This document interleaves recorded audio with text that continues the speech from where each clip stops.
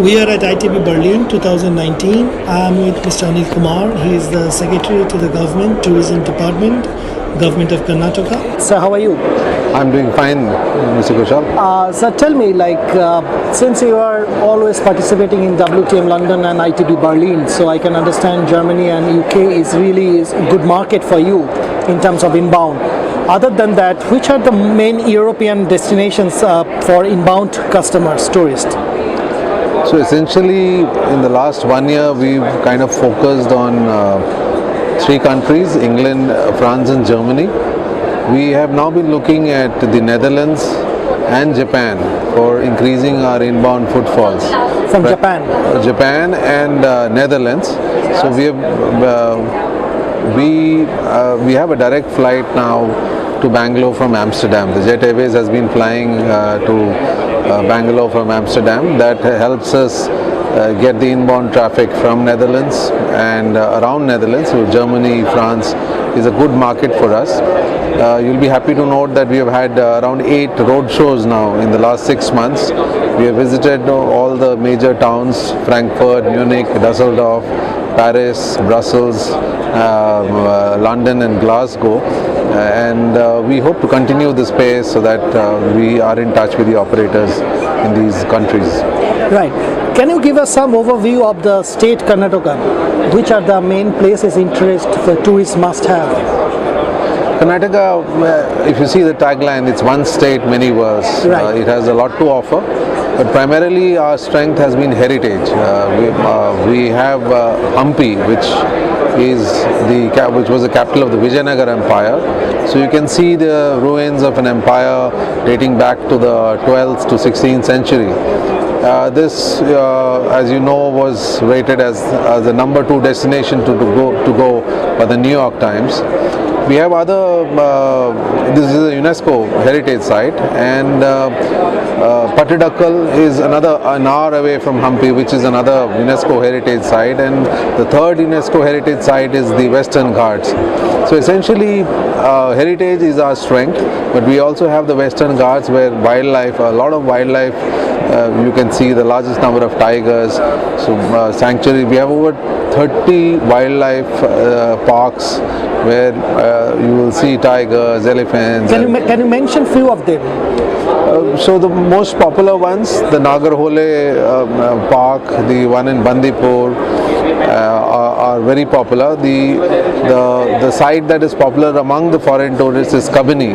Kabini is known for the jungle lodges and resorts. There are now world-class resorts that have come up. There are resorts like the Secy, the Volbak, where a world tourist can come and enjoy wildlife in real pristine form and in great comfort. Okay, let's talk about some connections in terms of road or international flights. So, as I mentioned, the new flight that has come from Amsterdam, it's a new connectivity. So there are 2 direct connects to Europe. So one is a Paris flight, the Air France flight to Paris, which is a direct flight into Bangalore, and there's a new one that's come from Amsterdam. Now, the Japan Airlines is planning to have a direct connect from Tokyo to Bangalore. You'll be happy to note that there are over 18 cities which are connected internationally from Bangalore. So Bangalore is now emerging as a gateway to South India. So and Bangalore Airport is a great strength for us, and hope that this strength will help us promote a lot of the tourist sites around Bangalore and across the state. Like it's also the Indian IT hub, right? Correct. So there is a huge amount of business travel that happens into Bangalore. That's also a part that we are looking at, how to kind of ensure that they stay over and visit these beautiful sites across the state.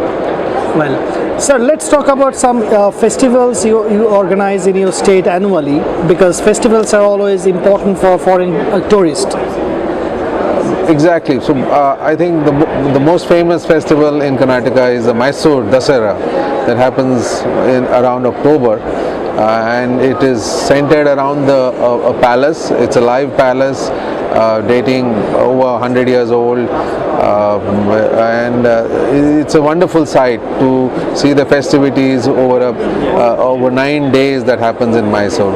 Apart from the Dasara that happens in Mysore, we have the Hampi festival, again a festival that is organized by the Karnataka government, where the culture and heritage is showcased over a period of three days. Typically it happens in the month of November and December. There are of course several smaller festivals that happen. So we have a coastal festival around Mangalore, a few festivals that happen in Uttar Kannada. But the fun, I think, is to visit smaller places where there are jatras, where religious festivals happen around temples, and it's a fantastic sight for a tourist to experience how the locals involve themselves in these colorful, vibrant festivals. Right. So can I say like someone can visit your state, Karnataka, throughout the year, or it is a weather bound? It is like a nature bound destination. I mean seasonal thing. I wouldn't say it's a seasonal place because to start with, Bangalore has a very moderate temperature, and it doesn't get into very extreme hot or cold weather, so it's always open throughout the year. Places like Mysore, where the Mysore, Srirangapatna, which has rich history about Tipu Sultan, Hyder Ali, the French visit, the British history that you can look at. So those are all open across the year. The Western Ghats, again, apart for a small patch during peak monsoons, probably in the month of June, July, maybe difficult to access. But overall, it's a state where you can visit at least 10 months in a year. Mr. Kumar, thank you so much. Lovely talking to you. That was Mr. Anil Kumar, the Secretary of Tourism for Karnataka State. Thank you so much for talking to us. Thank you, Mr. Ghoshal.